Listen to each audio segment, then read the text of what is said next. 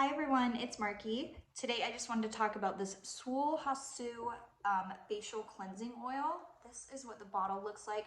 This is just over an ounce and a half. It's 1.69 ounces. And it does have this little pump right here, which makes it super easy. And the formula is amazing. I have always steered away from cleansing oils because I was worried that they were gonna make me greasy or break out or anything like that. This doesn't at all. I don't know how they made it happen, but my skin feels amazing and clean and not weighed down at all when I use it.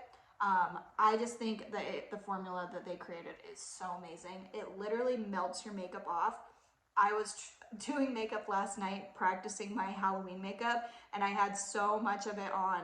And I used this, and it just took it off, like melted it off, and some of it was waterproof. So it works really, really well, and your skin just feels so soft and so clean afterwards.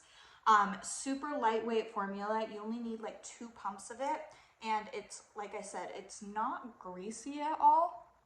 It just feels like silky smooth. It's super, super hydrating. All you do is you're gonna have a dry face, which was new to me too.